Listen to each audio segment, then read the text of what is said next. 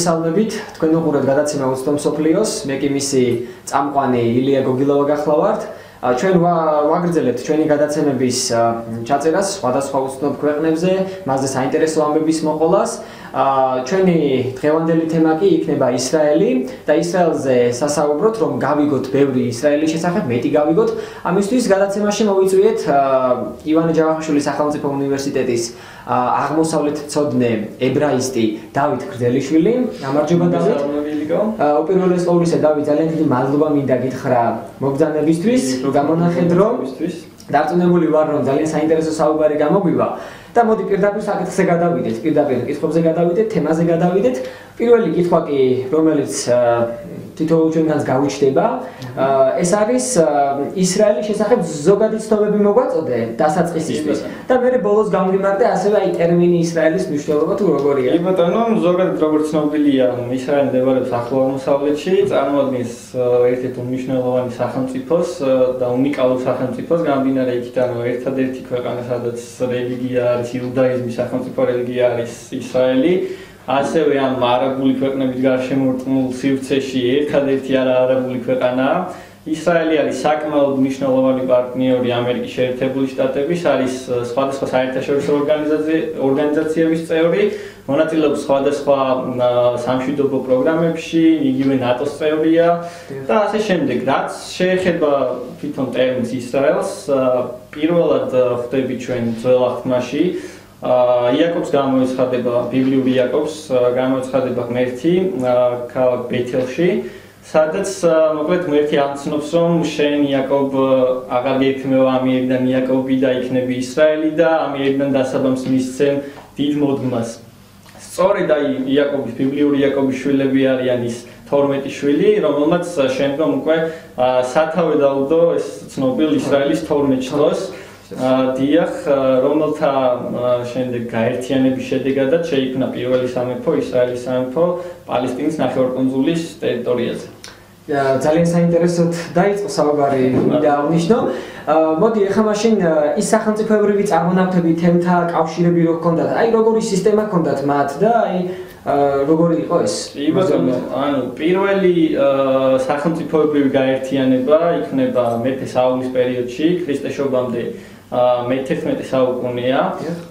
საული მეფდება ქრისტეს შობამდე 1050 წელს და საულის გამეფებას წინ უძღვის, ესე ვთქვათ, მსაჯულთა პერიოდი, მანამდე ანუ განაგებდნენ ებრაელებს, ესე ვთქვათ, მსაჯულები, რომელთაც უშუალო კონტაქტი ჰქონდათ ღმერთთან და მისგან იღებდნენ, ესე ვთქვათ, დარიგებებს. თუმცა ფილისტიმელების წინააღმდეგ განცდილი რამდენიმე მარცხის შემდეგ უკვე ებრაული საზოგადოება ეს 12 შტოს წარმომადგენლები, უხუცესები მიდიან სამუელთან, სამუელ საჯულთან და სთხოვენ, რომ როგორც ყველა ხალხს ჩვენს დაგვისვი მეფეო. რაზეც უფალი განისხდება, თუმცა სამუელს ეტყვის, რომ ხალხმა უანყო მე და არა შენ. ამაზე არ გაბრძდე, მათ მივცე მეფეს, ოღონდ არ უნდა გადავიდნენ მოკლედ რჯულიდან. სამუელი მართლაც ღვთის ჩაგონებით აკურთხებს საულს მეფედ და პირველი მეფე ანუ ისრაელს ყავს ქრისტეს შობამდე 1050 წელს საულის სახით.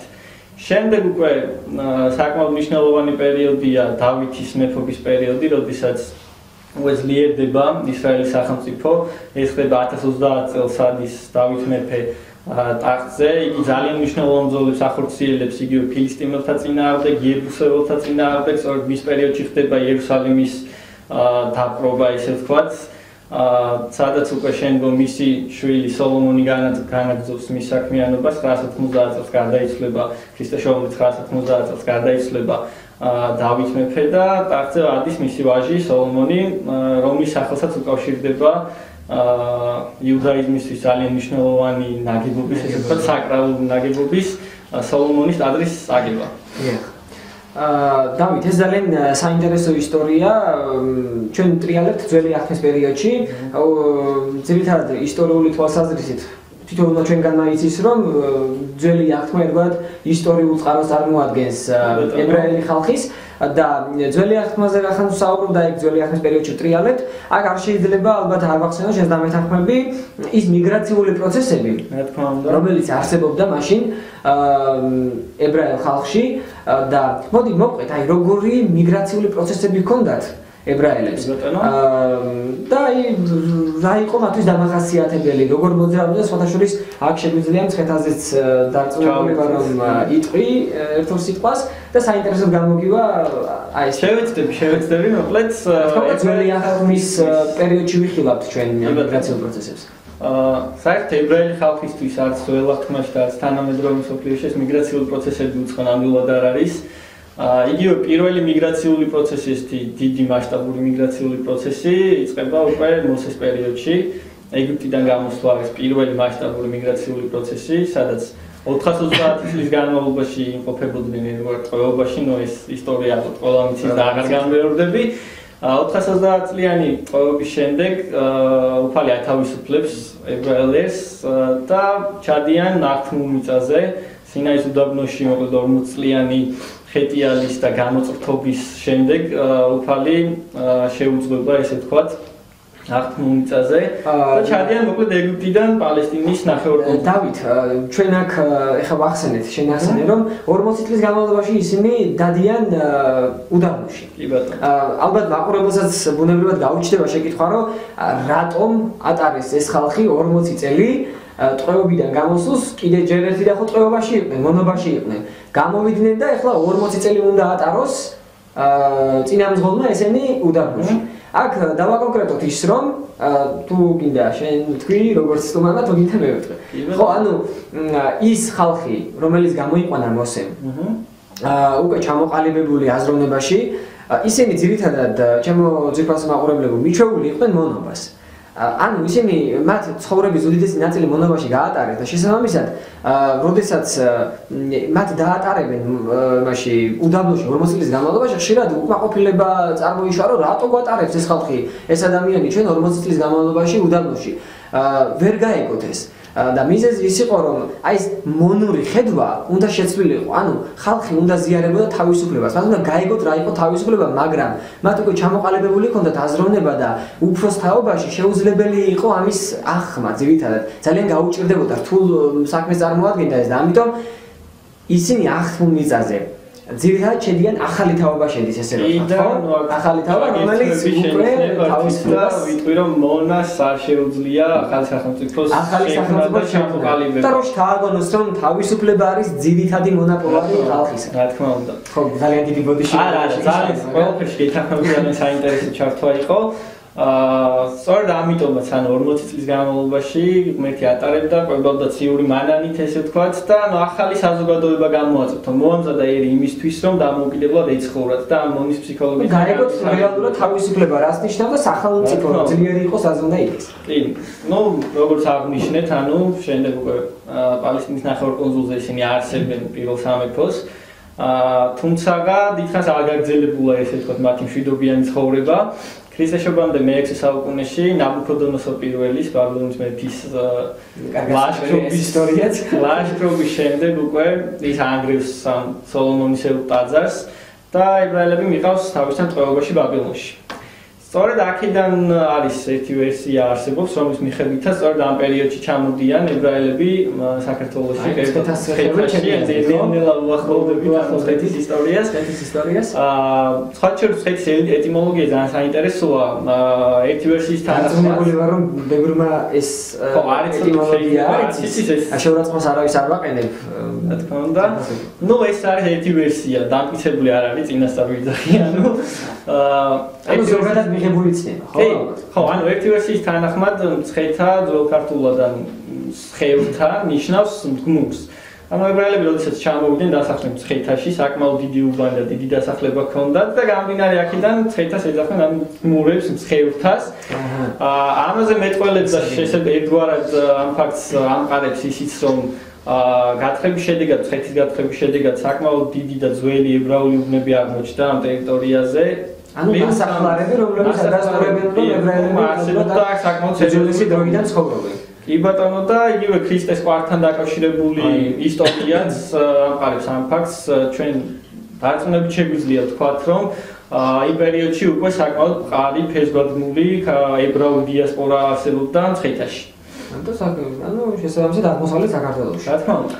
ძალიან კარგი ის იყო პასუხი დამაჯერებელი. ეხლა მინდა რომ ვილაპარაკოთ დღევანდელი ისრაელზე დავით.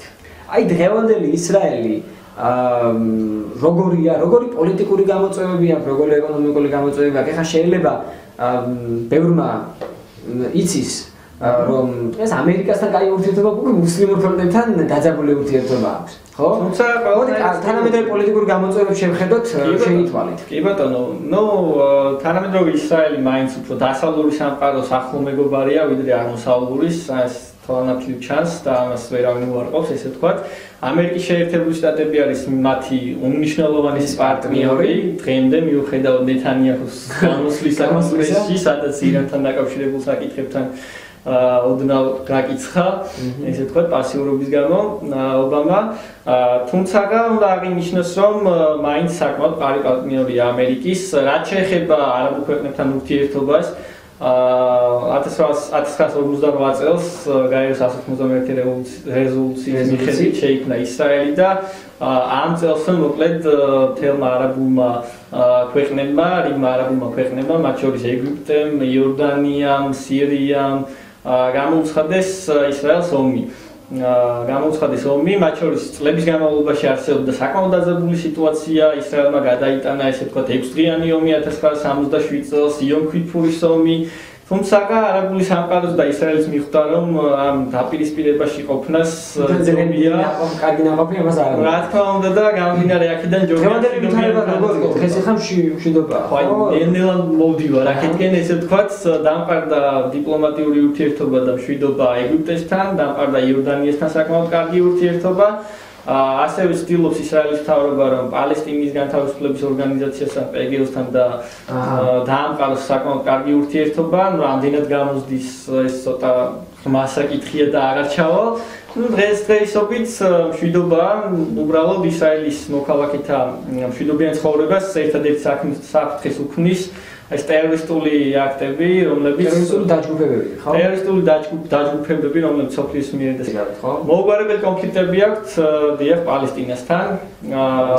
უკვე წლების განმავლობაში ეს კონფლიქტი ესე ვთქვათ მწვავეა. არსებობს სხვადასხვა გზები ამ კონფლიქტის მოგვარების, თუმცა ჯერჯერობით ესეთი ეფექტური ევროპა და ამერიკა ამაში ძალიან ფართოდ არის ჩართული. რა თქმა უნდა, საერთაშორისო ორგანიზაციები არიან ძალიან ღრმად ჩართულები ამ პროცესებში. ყველანაირად ცდილობენ, რომ ამ ორ მხარეს შორის როგორმე დასტაბილურდეს სიტუაცია, მოინახოს კომპრომისული ვითარება. თუმცა რატომღაც არც ერთი და არც მეორე მხარე არც მობს თავის პოზიციებს და ალბათ სწორედ ამას შეყავს ეს საერთაშორისო სამშვიდობო მოლაპარაკებები ბოლოში. ხო, აი დავით, შენ ახსენე, რომ არაბულ ქვეყნებთან ძალიან დაძაბული ურთიერთობა ჰქონდა და ეხლაც არ აქვს მაინც და მაინც მშვიდობიანი ურთიერთობა, მაგრამ მშვიდობა მაინც არის რეგიონში და ახლა არაბული ქვეყნები ახსენე, ხო? მე როგორც ირანისტმა აკვე ვიტყვი, ჩავთავ იმას, რომ ესეთი სპეციფიკა გამოიკვეთა, რომ ირანთანაც კი არა, ირანთან ძალიან დაძაბული ურთიერთობა აქვს. უმწვავესი პრობლემაა და რა სპეციფიკა გამოიკვეთა? ის სპეციფიკა გამოიკვეთა, რომ რუკებში, სოფლიო რუკებში, რომელიც იბეჭდება ირანში. არც ერთ რუკაზე აღნიშნული არ არის ისრაელი. ოფიციალურად არ აქვს აღიარებული ირანს. ხო, ოფიციალურად აღიარებული და შემდეგ უკვე ისლამური რევოლუციის პერიოდში უკვე წაიღო თავისი სიტყვები და არ აღიარებს საერთოდ რუკაზე ისრაელის არსებობას. არც ერთ რუკაზე, რომელიც სოფლიო რუკები, რომლებიც არის ირანში და იბეჭდება, არც ერთში არ არის ისრაელი აღნიშნული როგორც დამოუკიდებელი სახელმწიფო. ჩემი აზრით ძალიან საინტერესო საუბარი გამოგვივიდა დავითთან და ვიმედოვნებთ რომ თქვენც სიამოვნეთ, მეტი გაიგეთ ისრაელის შესახებ, ჩვენ კი გემშვიდობებით, თქვენ უყურებდით უცნობ სოფლიოს.